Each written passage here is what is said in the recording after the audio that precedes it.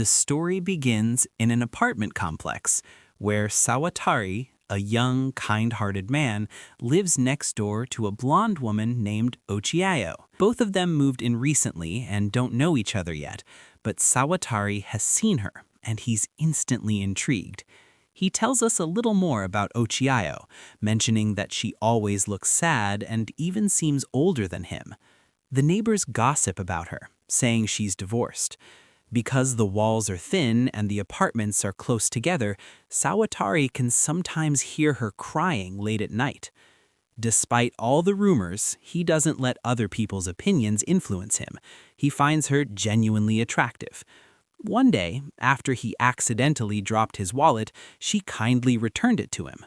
Not long after that, while Sawatari was walking home late at night after working overtime, he ran into Ochiayo again, but this time she was clearly being harassed by an old drunk man. The man kept insisting that they should drink together, praising her beauty.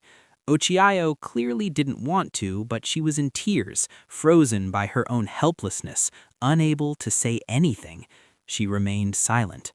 Without hesitation, Sawatari hit the drunk with his backpack and, forcing a nervous smile, said that drunk people are like evil spirits and that they need to be driven away.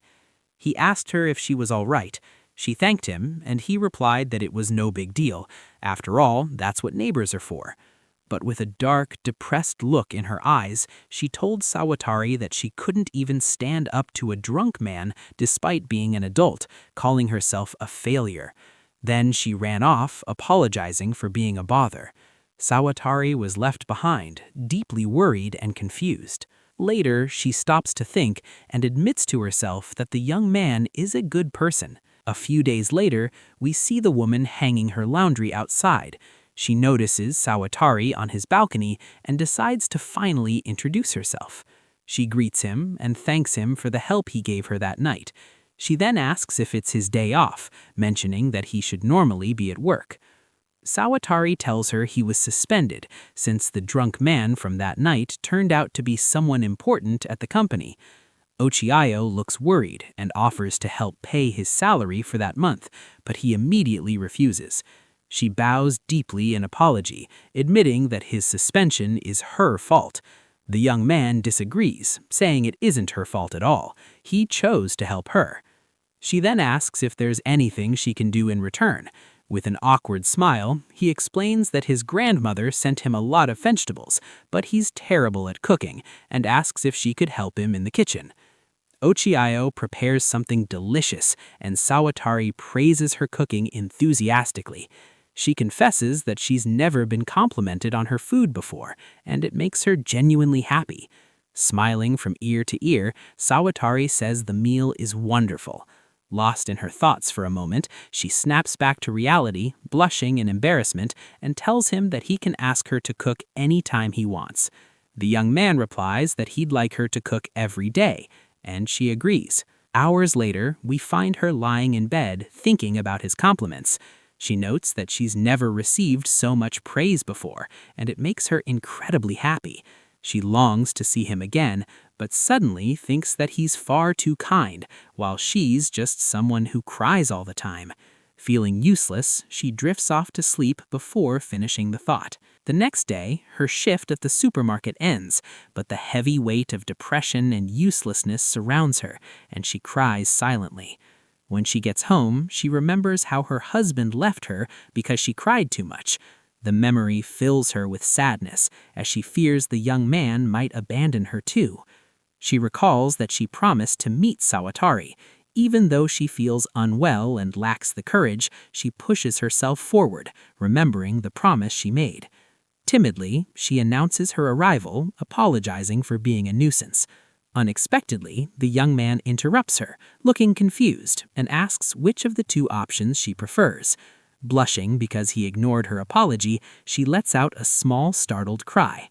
Sawatari asks whether she prefers coffee or tea, explaining that he bought both just for her. Relieved, she smiles and says that he's very kind, then mentions that she likes tea. If you enjoy the video, please hit the subscribe button and don't forget to press the bell icon so you never missed any updates from my channel. Several days pass, and we see the woman walking in the rain. She comments that her umbrella is broken and mentions that it was a wedding gift from her mother. She does some shopping at the store, but when she leaves, she realizes someone has taken her umbrella. She notices the thief, yet even though she's close enough to say something, she can't bring herself to speak. In that moment, she wishes Sawatari were with her, and suddenly he appears beside her, greeting her cheerfully. Startled and embarrassed, she yelps when she sees him. When Sawatari realizes her umbrella was stolen, he generously offers her his own. She tells him not to worry, saying she can buy another one at the store. However, the clerk informs her that all the umbrellas have already sold out, leaving her surprised. Sawatari reassures her and suggests that she go home while he finishes shopping. Ochiayo falls silent and realizes she needs to take more control of her own life and overcome her fear. She understands that if she keeps acting this way, she'll only be a burden. A few minutes later, the young man exits the store and asks why she's still there. Gathering her courage, she suggests that they share the same umbrella so they don't get wet. He praises her quick thinking, and she blushes, calling herself silly. Later, we see the two of them walking home together. The young man asks if she's going to come over to his place today, saying that he needs her. The scene then cuts to the umbrella thief, whose own umbrella snaps in half under the rain, leaving him completely soaked. After that, we see the young man asking for the woman's phone number so they can keep in touch. She blushes and agrees. He tells her that whenever she's busy and can't come over, she can just send him a message instead. She accepts. Back in her apartment, she feels happy about having his number, but also worries about not acting childish. She thinks of herself as just an older woman, not a love-struck teenager. Depression creeps back in, and she fears losing him, worrying that if she texts in a youthful way, he might get annoyed. She's frightened, on the verge of tears. Suddenly, her phone rings loudly. It's a message from him inviting her to go shopping later. In that moment, she replies with a very childish emoticon, then throws herself onto the bed, overflowing with excitement. She thinks about how he makes her smile and how his simple words erase her fears. After this scene, the story shifts to the young man's response. A few hours later, we see them shopping together. The young man says they need to buy an umbrella first, and the woman thinks to herself that this feels almost like a date. She chooses a sky blue umbrella, and after walking around, the young man looks at some dresses and various clothes. He asks if she'd like to buy some clothes too, and she agrees, thinking it's a good idea. The young man suggests a complete outfit that he thinks would look perfect on her. She blushes deeply, but ends up taking the dress anyway. Later, when she tries it on, the young man tells her that she looks beautiful. Her face instantly lights up. She says that being with him makes her feel really good. Even though she's not someone who usually wears skirts, she decides to buy a skirt. As they walk around, they realize they're passing by a place her ex-husband once took her on their first date, a very expensive restaurant. She comments that she felt like a proper adult there, but doesn't remember actually having fun. The young man gently pulls her out of those thoughts and suggests a bakery known for its delicious desserts. She smiles and happily agrees. The chapter ends with the realization that she had never truly felt like an adult before, and that this day had genuinely been fun for her. Later, they enjoy their cakes together, and the young man suggests they do this again sometime, which fills her with excitement at the thought of another date. So lost in her thoughts is she that she accidentally spills her tea onto her chest, but quickly recovers. The young man excuses himself to use the bathroom, just as a knock comes at the door. He tells her it must be the delivery person and asks her to receive the package for him. She opens the door, and the delivery man says the package is for a young man, adding that he didn't know the young man had a wife. The woman quietly answers yes and signs it. Then she looks at the delivery man and back at the paper. Blushing furiously, she tells him she's not actually the wife. The delivery man apologizes profusely. Her face burning, she signs her name small and discreetly. Sometime later, the young man comes out of the bathroom and thanks her for receiving the package. At that moment, it's obvious she's bright red, and the young man asks if something interesting happened. She replies that nothing did, but he points out that her face is incredibly red and she's shaking a little. She insists that her face is always like that. He laughs softly and says the package arrived at just the right time. She notices that the box contains many wooden boards, and the young man explains it's for assembling a shelf.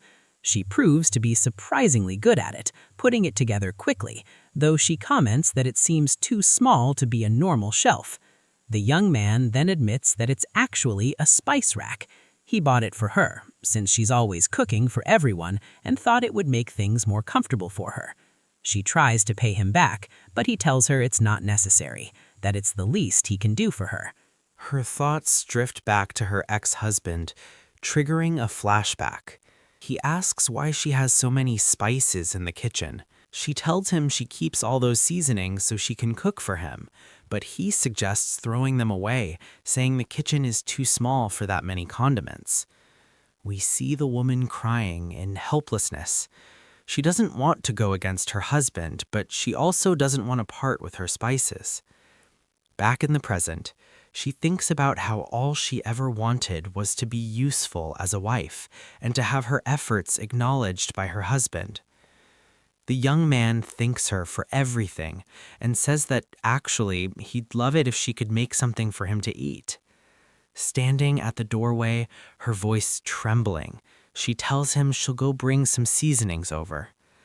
As she leaves, we see her crying, but these are not tears of sadness, they're tears of happiness.